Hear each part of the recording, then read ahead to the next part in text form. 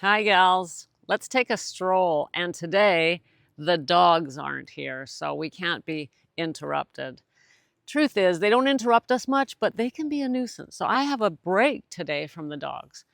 Listen, today I want to tell you about your inner coach.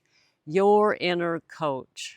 Did you know that if you learn to trust yourself, if we learn to trust ourselves, if we get to a point of healing where we trust ourselves, because you see, when we come into sobriety, we don't trust ourselves because we've made what? All those failed attempts at giving up alcohol takes away our belief in ourselves. One of the beautiful things that we can do when we do start to trust ourselves again is listen to our intuition and learn how to get quiet.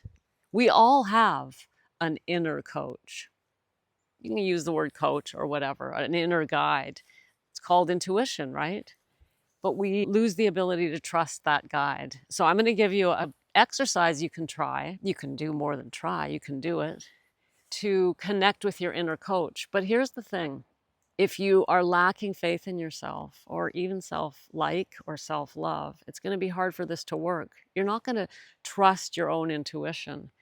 And giving up alcohol is one of the quickest ways to start to trust yourself again, right? But anyway, if we sit quietly and close the eyes, take a few of those nice deep belly breaths that we all learn in yoga, nice and deep in through the nose, push the belly out and let the bottom of the lungs open. On the exhale, let the mouth drop open and sigh. Sigh out that breath. And on the exhale, you're letting the body relax, dropping whatever you're carrying. Do that a few times. Get yourself centered, present in the moment.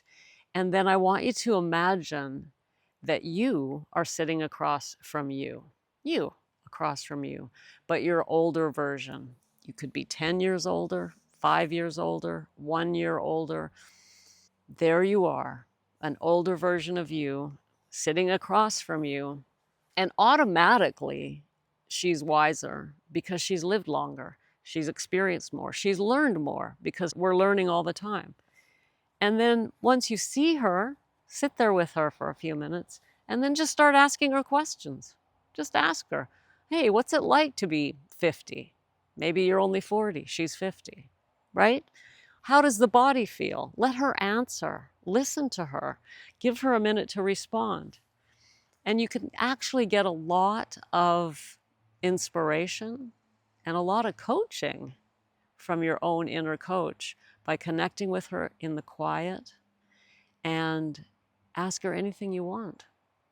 She's older than you and wiser. See what she says. See what kind of answers come back from her when you ask her that. And if you were to do this, practice this over time, you'd get better at it and better at it. More importantly, if you give up alcohol, you start trusting yourself, you can actually get some amazing, amazing inspiration from her and love and guidance. So there it is, your inner coach. Why not get to know her? She knows more about you than anyone. But in the meantime, if you'd like a reflection from an outside coach, try the sacred mirror. Have you heard of the sacred mirror yet? This is something amazing I started doing at the beginning of June. I ask you 3 questions in a form, online form, and you share part of your story with me, and I send back to you a voice note. I turn on the microphone. I give you a reflection from what you've shared with me. This has been amazing for the women who've done it.